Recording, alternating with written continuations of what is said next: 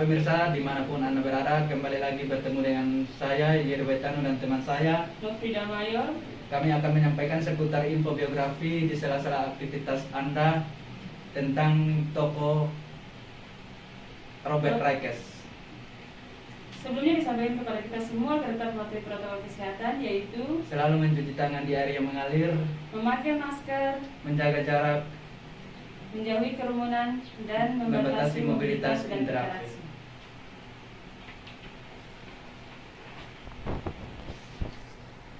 Kami akan membawa berita biografi mengenai Robert Rijkes tentang perkembangan sekolah minggu. Robert Rijkes adalah seorang dermawan tinggi terkenal sebagai bapak pendiri sekolah minggu. Ia lahir pada tanggal 14 September 1735 di Gloucester dari keluarga kaya. Ayahnya adalah seorang anggota masyarakat yang terhormat dan terkenal sebab ia adalah penerbit Gloucester Journal di Inggris yang bernama Robert Rijkes. Ia lahir dari istri ketiga ayahnya yang bernama Mary Trollope sebab ayahnya menjadi 2 kali masa duda. Ia menyelesaikan pendidikan dasarnya di sekolah milik gereja St. Mary de Crypt tempat ia dibaptiskan.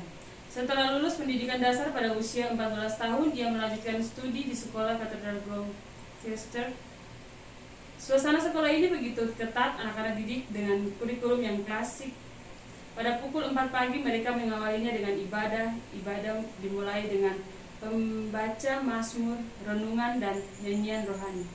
Di sekolah ini para murid dituntut menguasai beberapa bahasa antara lain bahasa Yunani, Latin, dan Prancis. Setelah menyelesaikan pendidikan katedral Gloucester, Rijkes tidak melanjutkan pendidikannya. Ia lebih tertarik pada pekerjaan yang digeluti ayahnya di bidang percetakan. Setelah bergabung dengan ayahnya, ia bekerja dengan rajin dan tekun. Ia juga rajin mempelajari segala sesuatu yang berkaitan dengan penerbitan surat kabar. Karena kemampuannya di bidang penerbitan dan percetakan pada usia 21 tahun, ia lebih mengambil alih seluruh urusan yang berkaitan dengan penerbitan Gloucester Journal. Pada tanggal 23 Desember 1767, ketika Robert Rijkes berusia hampir 30 tahun, ia menikah dengan Anne Trigg dari keluarga yang sangat terhormat dan mempunyai 10 orang anak. Robert Rijkes meninggal pada tanggal 5 April 1811. Baik pemirsa, berikut sejarah berdirinya sekolah minggu. Pada saat itu, di Inggris sedang terjadi krisis ekonomi yang sangat parah sehingga akibat revolusi industri. Revolusi industri terjadi dengan ditemukannya beberapa mesin untuk menggantikan tenaga manusia. Revolusi ini ternyata membawa malapetaka bagi sebagian besar umat manusia. Tersedianya kekayaan bahan mentah yang ada di Inggris seperti wol, besi, kayu, dan bahan celup telah mendorong para pengusaha mengelola bahan-bahan tersebut dalam jumlah yang besar agar keuntungan dapat berlimpah ganda. Oleh karena itu, mereka menciptakan mesin yang lebih produktif dan efisiensi. Akibat penentuan mesin pemintal dan mesin uap, banyak pemintal tradisional kehilangan lapangan kerja. Begitu juga dengan dibutuhkannya wol dalam jumlah banyak mengakibatkan pemilik domba memperluas lahan padang rumputnya, sehingga jumlah petani semakin berkurang. Akibatnya, terjadilah ketidakseimbangan antara tenaga kerja yang berlimpah ruah dan kurangnya lowongan kerja yang tersedia. Prinsip permintaan dan penawaran pun berlaku sehingga upah buruh semakin rendah, sedangkan keuntungan pemilik industri semakin bertambah. Para pekerja hidup miskin dan keadaannya lebih buruk daripada seorang budak, sehingga terjadilah kekacauan sosial. Para penggunaan semakin banyak. Orang-orang yang mabuk karena frustasi meningkat. Bahkan para pencuri pun bergentayangan di mana-mana sebagai protes atas kekacauan sosial yang kelihatan tidak ada lagi ujungnya. Pada mulanya pelayanan ini sangat tidak mudah dan anak-anak itu datang dengan keadaan yang sangat bau dan kotor. Namun dengan cara pendidikan yang disiplin, kadang dengan pukulan rotan yang dilakukan dengan penuh cinta dan kasih, anak-anak itu akhirnya belajar untuk mau dididik dengan baik, sehingga semakin lama semakin banyak anak-anak yang datang ke dapur Ibu Meredith. Semakin banyak juga guru yang disewa untuk mengajar mereka. bukan hanya untuk belajar membaca dan menulis, tetapi juga untuk belajar firman Tuhan sebagai perjuangan yang sangat sulit tetapi melegakan. Melalui surat Raikes, gagasan sekolah minggu disampaikan kepada masyarakat yang jauh di luar Gloucester. Namun ada beberapa pengusaha Inggris yang segera sadar akan dampak sekolah minggu. Akhirnya golongan mendesak Perdana Menteri Pitt untuk mempersiapkan perundang-undangan yang melarang penyelenggaraan sekolah minggu beserta pendirian sekolah baru. Karena tidak langsung pada sekolah minggu dialamatkan pada integrasi Raikes sendiri. Pertumbuhan sekolah minggu di Amerika sangat dipengaruhi kepemimpinan Benjamin Jacob, seorang yang mengutamakan jumlah orang yang terlibat daripada penilaian kritis dari tolak ukur teologis dan pedagogis. Untuk mengisi lowongan rohani itu, pada tahun 1824 para pemimpin sekolah minggu mendirikan Perserikatan Sekolah Minggu di kota Philadelphia. Dalam sidang raya yang berlangsung pada tahun 1830, para utusan menetapkan tujuan yang berlaku untuk 2 tahun mendatang, sambil bergantung pada bantuan ilahi. Sejauh mungkin, union itu bermaksud untuk mendirikan sekolah minggu pada setiap pelosok di daerah luasnya meliputi seluruh lembah Mississippi.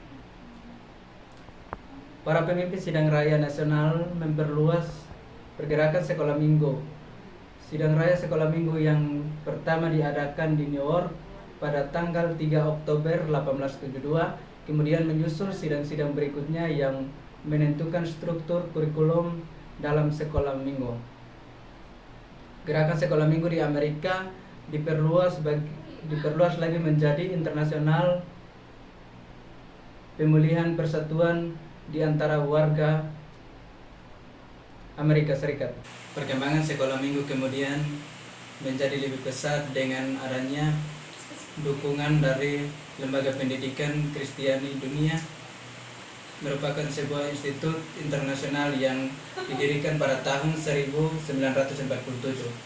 Institusi ini juga yang mempromosikan berbagai pelatihan dan kurikulum pengajaran sekolah minggu. Selain perkembangan yang bagus, sekolah minggu di Amerika juga memiliki kelemahan. Boleh mengemukakan kelemahan tersebut dalam 3 kelompok besar. Di antaranya, para pemimpin sekolah minggu itu menumpuk moralitas pribadi dalam pelajar, tetapi menutup mata terhadap ketidakadilan sosial yang tampak dalam masyarakat. Dari kelemahan yang ada, memberi kesan pembelajaran antara guru dan murid tidak serius. Namun suatu prestasi yang diraih pergerakan sekolah minggu di Amerika ini berhasil memulihkan persatuan di antaranya warga Kristen Amerika. Jerman pada tahun 1860, Wilhelm Brockmann, seorang pedagang dari kota Bremen, dan Albert Woodruff, seorang pedagang dari kota New York, mempraktisi pendirian sekolah minggu di Jerman. Mereka menjelaskan arti gerakan sekolah minggu, termasuk pentingnya hal itu bagi anak-anak dan orang tua Jerman. Hal ini menimbulkan keberatan di kalangan masyarakat karena mendengar sesuatu yang baru masih asing bagi mereka. Tetapi orang-orang Jerman menunjuk pada 2 kekurangannya yang memperlemahkan sekolah minggu sejak mulanya. Permulaan sekolah minggu ini di Jerman sama seperti permulaan sekolah minggu di Inggris maupun di Amerika, yaitu bermaksud mengajar anak-anak miskin untuk membaca, menulis, dan berhitung di samping membimbing mereka dalam iman Kristen. Namun, selama kegiatan sekolah minggu itu berlangsung, tidak mengalami pertumbuhan karena di kalangan rakyat miskin. Dengan peristiwa bersatunya Jerman oleh Richard Sandler Bismarck tahun 1871, terjadi otonomi di kota-kota dan kerajaan-kerajaan kecil dengan berbagai aturan dan hukum di daerah masing-masing. Hal ini menghambat pertumbuhan sekolah minggu secara global, karena dengan adanya gagasan sekolah minggu di satu daerah hanya berkembang di daerah tersebut. Sekolah minggu ini akan mengalami pertumbuhan yang baik ketika warga Kristen Jerman menyadari kegiatan sekolah minggu ini sebagai sarana untuk memperbaiki kehidupan rohani anak-anak Jerman. Pelaksanaan gagasan sekolah minggu ini diberi nama Kindergottesdienst atau kebaktian anak-anak. Di kota Grafenik, ia mulai mengajar 2 anak-anak yang tidak dapat sekolah biasa sesudah jam kebaktian. Ia bekerja sendiri dalam waktu yang cukup lama dalam pelayanan itu. Pada tahun 1841, sebuah sekolah minggu didirikan di kota Amsterdam, dan pada tahun 1847 di kota Rotterdam. Sesudah itu jumlah sekolah minggu yang didirikan semakin meningkat. Pertumbuhan paling besar terjadi pada tahun 1857, sebagian hasil putusan pemerintah Belanda yang melanggar penggunaan Alkitab dalam sekolah negeri. Hal ini menimbulkan reaksi dari orang tua yang mendorong mendirikan lembaga alternatif agar anak-anak menerima peluang didikan dalam pengertian Alkitab. 15 usaha untuk memajukan sekolah minggu semakin nyata dengan adanya organisasi yang baik yang disebut Perkumpulan Sekolah Minggu Belanda, yang menyatakan berbagai sekolah minggu di Belanda yang terpisah-pisah. Sekolah minggu di Belanda mengalami pembaharuan melalui pengiriman beberapa orang ke Wistel Solgeld di Inggris. Pada tahun 1912 didirikan sekolah minggu yang pertama menurut contoh Wistel di Belanda. Di dunia ketiga, pada dasarnya penyebarluasan gagasan sekolah minggu ke dunia ketiga dilaksanakan oleh tenaga misioner yang cenderung mencerminkan keadaan yang berbeda di sana. Pola sekolah minggu di awal perkembangannya ternyata terdapat beberapa pola pengembangan sekolah minggu. Pola pengembangan tersebut diantaranya yang pertama, diprakarsai oleh orang Kristen secara pribadi. Pelayanan sekolah minggu pertama mayoritas dimulai oleh gagasan orang Kristen pribadi dan tidak mewakili gereja tertentu. Para pemimpin sekolah minggu ini kemudian berkumpul dan bersepakat mendirikan Dewan Sekolah Minggu Internasional pada tahun 1922 yang berperan juga dalam sejarah perkembangan pendidikan agama Kristen. Mereka semakin melibatkan diri dalam asosiasi sekolah minggu internasional untuk mengubah haluan sekolah minggu sesuai dengan paham pendidikan yang mereka terima. Mereka dipengaruhi pikiran Pestalozzi, Froebel, dan Herbert. Ini mendorong perkembangan dan 2 macam kurikulum, yaitu Group Grade dan Closely Grade dan Methodist.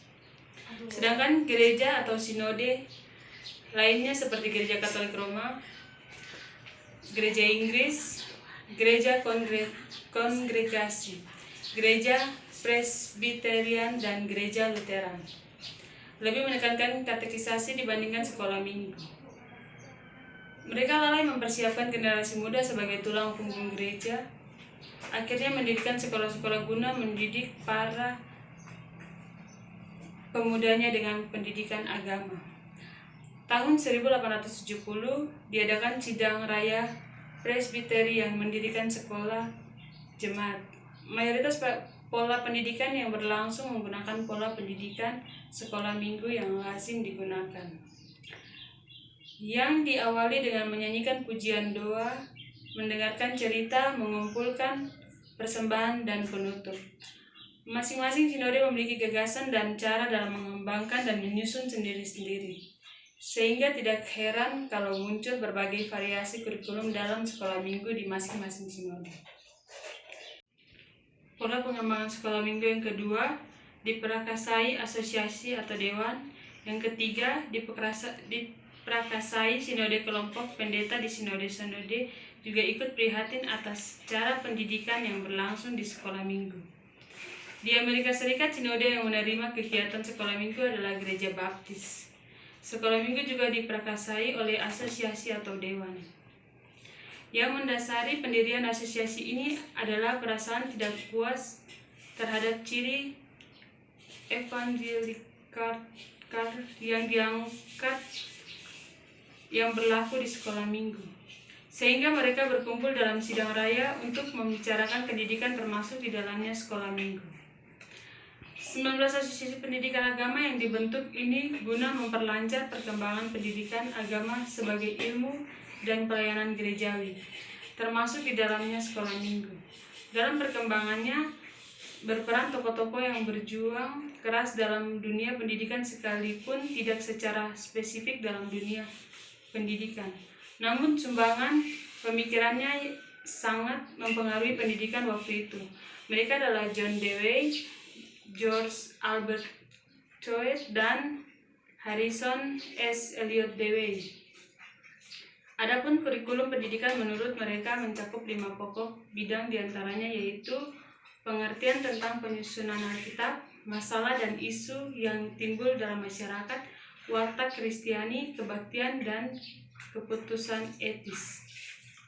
Dengan melihat keberhasilan dari Raikes, gereja kemudian mengambil alih model pelayanan itu menjadi perkembangan Injil, menjadi perkebaran Injil. Di abad ke-20 muncullah bahan mengajar pelajar sekolah minggu yang menjelang dan memulai terjadi pergeseran dari maksud utama untuk perkebaran Injil menjadi ajang pembinaan. Gereja memakai pembinaan ini menjadi alat yang efektif dalam mengerahkan anak-anak kepada Kristus. Akhir abad ke-19 sampai awal ke-20 muncullah kesadaran untuk mengenal sekolah minggu secara lebih profesional. Ilmu pendidikan mulai diterapkan pada tahun 1922. Berdirilah International Sunday School Council of Religious Education yang pada tahun 1924 berubah nama menjadi The International Council of Religious Education. Dengan berdirinya kedua lembaga tersebut, maka sekolah minggu menjadi semakin maju dengan teori-teori pendidikan yang modern, yang lebih berpusat pada anak dan bukan lagi berpusat pada guru.